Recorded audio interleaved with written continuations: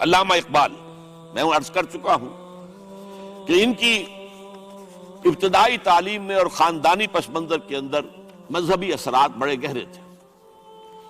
بہرحال انہوں نے ایم اے کیا ہے غالباً 1897 میں، اور اس وقت کا کچھ اقبال جو ہے، اس وقت سے لے کر 1905 تک کا اقبال، ایک طرف تو اس میں بھی نیشنلزم تھا، ہندی نیشنلزم، یہ نوٹ کر لیجئے۔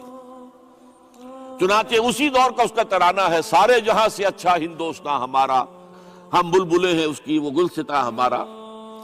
بلکہ اس زمانے میں ایک ایسا شعر بھی انہوں نے کہا ہے جس کی کہ پھر شدید ترین نفی بعد میں ان کے اشعار سے ہوئی ہے۔ انہوں نے ایک نیا شوالہ کے نام سے جو نظم لکھی کہ سچ کہہ دوں اے برہمن گر تو برا نہ مانے، تیرے صنم قدوں کے بت ہو گئے پرانے۔ اسی میں ایک شعر ہے کہ پتھر کی مورتوں میں سمجھا ہے تو خدا ہے، خاک وطن کا مجھ کو ہر ذرہ دیوتا ہے، خاک وطن کا مجھ کو ہر ذرہ دیوتا ہے۔ اس درجے گہرا انڈین نیشنلزم اقبال کے اندر بھی موجود تھا۔ لیکن جب اقبال انگلستان گئے ہیں، یہ 28 برس کی عمر میں انگلستان گئے ہیں سن 1905 میں، اور 3 سال وہاں رہے، انگلستان اور جرمنی، اور بیرسٹری بھی کی، اور چونکہ فلسفی تھے پی ایچ ڈی بھی کر کے آئے۔ اس عرصے میں معلوم ہوتا ہے کہ اقبال کی قلب ماہیت ہو گئی۔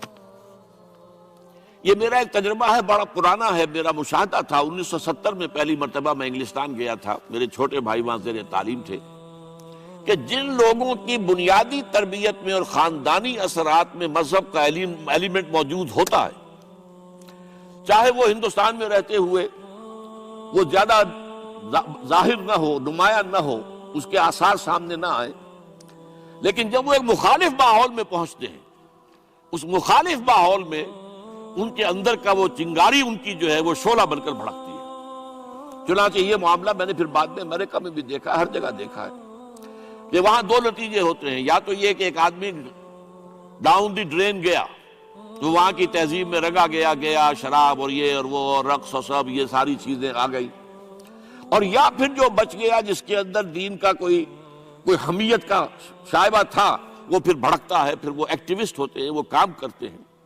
لہذا یہ معاملہ جو ہے علامہ اقبال کے ساتھ پیش آیا، اور خود انہوں نے کہا بھی ہے، مسلمان کو مسلمان کر دیا طوفان مغرب نے۔ وہاں سے جب یہ واپس آئے ہیں تو اب نوٹ کیجئے 1908 سے 1930 تک یہ جو 22 برس ہیں، علامہ اقبال نے کیا کیا نوٹ کیجئے، وہ آپ جانتے بھی ہیں، میں صرف گنوا رہا ہوں۔ اسلام کے نظام فکر اور فلسفہ اور حکمت کو بیان کیا، اپنی شاعری کے ذریعے سے بھی، اپنی نثر کے ذریعے سے بھی۔ قرآن کی ایک نہایت جدید اور بہت عمدہ تفسیر، اگرچہ تفسیر کے نام سے آپ کو کہیں تفسیر اقبال نہیں ملے گی، لیکن کلام اقبال خود تفسیر ہے۔ وہ دعویٰ کرتا ہے کہ میرے پیغام میں سوائے قرآن کے اور کچھ نہیں ہے۔ گر دلم آئی نئے بے جوہر است، ورب حرفم غیر قرآن مزمرست، پردہ ناموس فکرم چاک کن، ای خیابہ راز خارم پاک کن۔ یہ مناجات بحضور سرور کائنات صلی اللہ علیہ وسلم، وہ کہتے ہیں کہ اے اللہ کے نبی، اللہ کے رسول، اگر میرے پیغام میں کہیں قرآن کے سوا کوئی شے شامل ہو گئی ہے میری شاعری میں، تو آپ میرے فکر کا پردہ چاک کر دیجیے۔ روز محشر خار و رسوا کن مرا، اور قیامت کے دن مجھے ذلیل اور خوار کیجیے گا۔ بے نصیب از بوسہ پاکن مرا، اور مجھے اپنی قدم بوسی سے محروم کر دیجیے گا۔ یہ بات کہہ رہا ہے، اس کا دعویٰ ہے، اس نے جو کچھ کہا قرآن سے کہا۔ پھر علامہ اقبال نے مغربی فکر پر شدید تنقید کی، بہت بڑا ناقد، اور خاص طور پر مغربی تہذیب جو ہے اس کی نفی کی۔ یہ سارا کام کیا، اور اس سب سے بڑھ کر وہ تجدید ملت اسلامی کا علمبردار بن کر سامنے آیا۔ اس نے خوشخبری دی کہ دنیا میں اسلام کے غلبے کا دور آنے والا ہے۔ ملت اسلامیہ جو اس وقت دبی ہوئی ہے، پسی ہوئی ہے، اگرچہ یہ دبے ہوئے ہیں، پسے ہوئے ہیں، گرے ہوئے، لیکن ان کا دوبارہ غلبہ ہوگا، یہ ابھریں گے، ملت اسلامیہ کی تجدید ہوگی، اسلام کی نشأت ثانیہ ہوگی۔ اسلام کے روشن مستقبل کے مبشر بن کر علامہ اقبال سامنے آئے. اور ایک اور جو بہت بڑا کام کیا وہ وہی وطنی قومیت کی شدید نفی، بلکہ شدید کا لفظ بھی کافی نہیں ہے، شدید ترین نفی کی ہے. اس لیے کہ اس وقت وطنی قومیت جو ہے اس وقت مسلمانوں کو اپنے اندر انگلف کرنے کے لیے پوری قوت کے ساتھ زور لگا رہی ہے.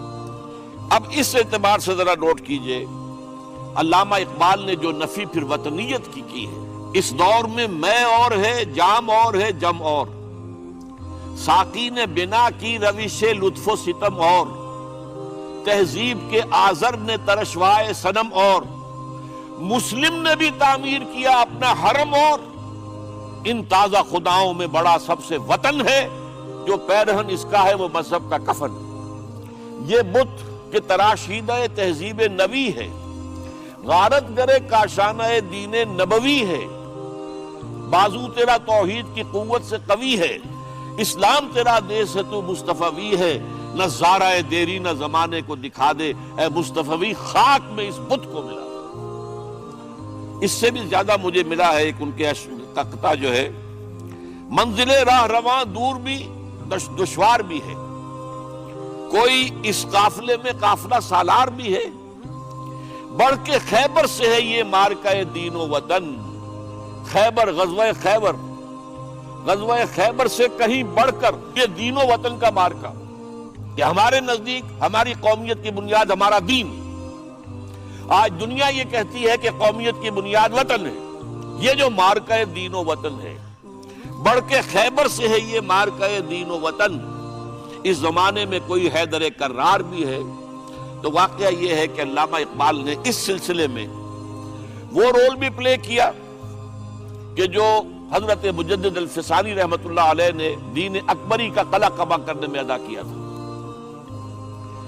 اب آئیے 1930 کا ماہ دسمبر، محمد علی جناح ہندوستان کی سیاست سے مایوس ہو کر ملک چھوڑ کر انگلستان میں جا کر آباد ہو چکے. لیکن اب جو ہے 1930 میں، جبکہ مسلم انڈیا کا ایک سورج تو غروب ہو گیا تھا، مغرب میں جا کر بیٹھ گیا، مغرب میں سورج غروب ہوتا ہے، ایم اے جناح تو وہاں بیٹھ گئے. ایک سورج اب طلوع ہوا ہے مسلم لیگ کے پلیٹ فارم پر، یہ ہے علامہ اقبال.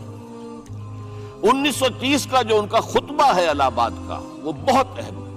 ایک تو یہ کہ انہوں نے اپنی شاعری کے ذریعے سے وطنیت کی جو نفی کی تھی اور مسلم قومیت کا جو اس بات کیا تھا، اسے ایک فلسفیانہ انداز میں سوشیولوجی عمرانیات کے مسلمہ اصولوں کی روشنی میں جس طریقے سے مدلل بیان کیا ہے، اس اعتبار سے وہ ایک بہت قیمتی دستاویز ہے. لیکن اس کے ساتھ ہی انہوں نے ایک تجویز پیش کی، اور یوں بھی کہیے کہ ایک پیشن گوئی کی. وہ پیشن گوئی یہ تھی کہ ہندوستان کے شمال مغرب میں ایک مسلمان ریاست قائم ہوگی، اور پھر یہ بھی کہا میں مطالبہ کرتا ہوں کہ وہ قائم ہو. البتہ اس میں بعض لوگ جو ہیں اس پر یہ تنقید کرتے ہیں کہ علامہ اقبال نے تو یہ کہا تھا I would like to see the Punjab, the Northwest Frontier Province, Sindh and Balochistan amalgamated into a single state. Self-government within the British Empire or without the British Empire. The formation of a consolidated Northwest Indian Muslim state appears to me to be the final destiny of the Muslims, at least of Northwest India. اس پہ اعتراض یہ کیا جاتا ہے کہ علامہ اقبال نے تو ہندوستان کے اندر برطانیہ کے حکومت کے اندر کے لیے تجویز دی تھی، لیکن یہ بات غلط ہے. اصل میں نوٹ یہ کیجئے کہ 1930 تک تو اس کا کوئی امکان ہی نظر نہیں آتا تھا کہ انگریز ہندوستان چھوڑ کے چلا جائے گا. تو اس وقت کے لیے ان کی تجویز یہ تھی کہ ہندوستان میں ایک صوبہ بنا دیا جائے، یہ آج کا پاکستان، یا یوں سمجھیے کہ جو کچھ عرصے پہلے 1 یونٹ بنا تھا. برٹش انڈیا میں بھی یہ 1 یونٹ کی حیثیت سے ایک سٹیٹ بن جائے، تاکہ اس علاقے میں مسلمانوں کے اندر جو کچھ قومیتی کچھ تھوڑا تھوڑا فرق ہے، کلچر کا فرق ہے، کچھ ان طرح کی چیزیں، زبانوں کا فرق ہے، تو یہ جو ہے مل جل کر ان کے اندر ایک قوم کا تصور جو ہے باقاعدہ پیدا ہو جائے. اسی لیے وہ کہتے ہیں I demand the formation of a consolidated Muslim state in the best interest of India and Islam. اب اس میں وہ بات یہ کہتے ہیں کہ for Islam it will be an opportunity to rid itself of the stamp that Arabian imperialism was forced to give it, to mobilize its laws, its education, its culture, and to bring them into closer contact with its own original spirit and with the spirit of the modern time. وہ کہتے ہیں کہ اگر ایسا ہو گیا، ایک تو یہ کہ ڈیسٹنی ہے، ہوگا رہے گا، شمال مغربی ہند کے اندر ایک مسلمان ریاست قائم ہو کر رہے گی. اب یہ پروفیسی بھی تھی، پیشن گوئی، اور یہ بھی کہ میں مطالبہ کرتا ہوں، ایک تجویز بھی تھی.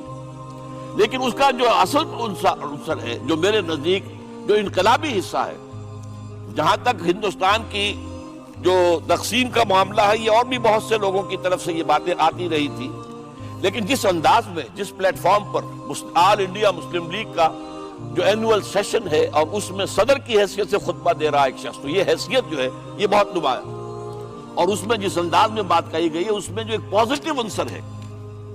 اگر ایسا ہو گیا، ایک نارتھ ویسٹ آف انڈیا میں مسلمان ریاست قائم ہو گئی، تو ہمیں ایک موقع مل جائے گا کہ عرب امپیریلزم، اب نوٹ کیجئے، عرب امپیریلزم سے مراد کیا ہے؟ عربوں کا دور ملوکیت. اس سے پہلا کیا تھا؟ خلافت راشدہ، اصل اسلام. دور بنو امیہ تو اصل اسلام نہیں تھا، حکومتی سطح پر تو بالکل اسلام نہیں تھا. تو یہ جو امپریشن ہے، جو کہ اس دور ملوکی عرب امپیریلزم کا لفظ استعمال کیا ہے، اسلام کے چہرے پر جو بدنما داغ اور دھبے آ گئے ہیں، انہیں ہٹا کر وہ جو اس کی اوریجنل پیورٹی ہے، اور ظاہر بات ہے کہ دور ملوکیت سے پہلے خلافت راشدہ، تو گویا کہ اس میں اگرچہ نام خلافت راشدہ کا نہیں لیا گیا ہے، لیکن یہ ہے کہ بات مراد وہی ہے. لیکن اور اس میں بھی جو بڑی حکیمانہ بات ہے کہ ہم اس کو bring them into closer contact with its old original spirit، جو اصل اسلام کی اصل روح ہے، and with the spirit of the modern times، اس زمانے کے جو تقاضے ہیں ان کے مطابق اجتہاد کے دروازے کو کھول کر، اور ہم ایک ایسا نظام جو ہے وہ یہاں پر قائم کریں. یہ ہے وہ چیز کہ جس نے تحریک مسلم لیگ کے اندر ایک مثبت جذبہ، یہ نوٹ کر لیجئے میرے الفاظ، 1906 سے لے کر 1930 تک تحریک مسلم لیگ صرف ایک منفی موٹیو پر چل رہی تھی. منفی، نیگیٹو، خوف، ہندو کا خوف، ہندو دبا لے گا، ہندو ایکسپلائٹ کرے گا، ہندو معاشی طور پر بھی، تہذیبی طور پر بھی، ثقافتی طور پر بھی، مذہبی طور پر بھی شدی کی تحریک چل رہی ہے، ہمیں راستہ دکھایا جا رہا ہے، ہندوستان چھوڑ دو اور بھاگ جاؤ، چلے جاؤ. یہ سارا خوف کا عنصر تھا، اور اس میں تحفظات تلاش کرنے، کوئی ایسی یقین دہانیاں کہ وہ مسلمانوں کے حالات بہتر ہو جائیں، اس کے علاوہ کوئی اور موٹیو نہیں تھا. یہ منفی موٹیو تھا، اور اس کی وجہ ساتھ ہی یہ ہے کہ مسلم لیگ اس وقت تک کوئی عوامی جماعت تھی ہی نہیں، بلکہ کچھ خواص، جو اونچے لوگ، نوابوں اور نوابزادوں اور ان ایسے لوگوں کی جو ہے یہ ایک جماعت تھی. لیکن 37 میں جو یہ انجیکشن لگا ہے یہ پازیٹیو ہے. اگلی بات، اس کے بعد یہی انجیکشن علامہ اقبال نے لندن میں مسٹر محمد علی جناح کے ذہن و فکر میں لگایا ہے. اس کا واقعہ کیا ہے؟ 3 گول میز کانفرنسیں ہوئی تھی، پہلی اور دوسری میں محمد علی جناح بھی شریک تھے، تیسری 1932 میں ہوئی، اب وہ شریک نہیں ہوئے، اس لیے کہ وہ سیاست چھوڑ چکے تھے. وہ تو سیاست کو خیر بات کہہ کر اب پریکٹس کر رہے تھے. لیکن علامہ اقبال اس میں گئے تھے، وہاں موقع ملا، قریبی ملاقاتیں ہوئیں، گفتگویں ہوئیں، اور ان ملاقاتوں کے نتیجے میں یہی انجیکشن علامہ اقبال نے محمد علی جناح کے ذہن اور فکر کے اندر لگایا ہے کہ بات کرو اسلام کے احیاء کی، وہ چیز کہ جو مسلمانوں کے جذبات کے اندر گرمی پیدا کرے، حرارت پیدا کرے. اس حوالے سے یہ جو انجیکشن لگایا گیا ہے، اسی سے پھر یہ کہ ان کے مزاج کے اندر ایک تبدیلی آئی. کچھ اور لوگوں نے بھی انہیں کہا ہوا تھا، لیکن یہ کہ خاص طور پر یہ بات اقبال کی تھی، جس کی اپنی ایک حیثیت تھی. بہرحال میرے اس تجزیے کے روح سے نظریہ پاکستان اسلام اور اسلام کا احیاء خلافت راشدہ کے مفہوم میں، اور اس کا خالق اقبال ہے، اس میں کوئی شک نہیں. قائد اعظم تک بھی یہ بات پہنچانے والا اقبال ہے، اور پھر اسی پر قائد اعظم نے عمل کیا ہے، تو اس چیز کو بہت سے لوگ جو ہیں آسانی کے ساتھ تسلیم نہیں کریں گے. لیکن میں یہ چاہتا ہوں کہ خود قائد اعظم نے علامہ اقبال کے بارے میں جو کچھ کہا ہے اس کی 2 کوٹیشنز آپ کے سامنے رکھ دوں. کلکتہ 21 اپریل 1938 کو علامہ اقبال کا انتقال ہوا. اس وقت کلکتے میں ایک بہت بڑا جلسہ ہو رہا تھا فلسطین کے مسئلے پر غور کرنے کے لیے. قائد اعظم اس کے چیف مقرر تھے. اب یہ خبر پڑھیے. A mammoth public meeting of the Muslims of Calcutta was held on the football ground on 21st April to consider the Palestine problem. But it was converted into a condolence meeting to mourn the death of Allama Iqbal. Mr. Ahmed Jinnah said that the sorrowful news of the death of Dr. Sir Muhammad Iqbal had plunged the world of Islam in gloom and mourning. Sir Muhammad Iqbal was undoubtedly one of the greatest poets, philosophers, and seers of humanity of all times. Note kijiye. One of the greatest poets, philosophers, and seers.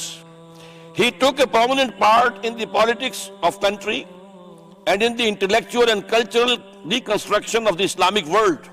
His contribution to the literature and thought of the world will live forever. Ab aakhri jumla suniye gaur se.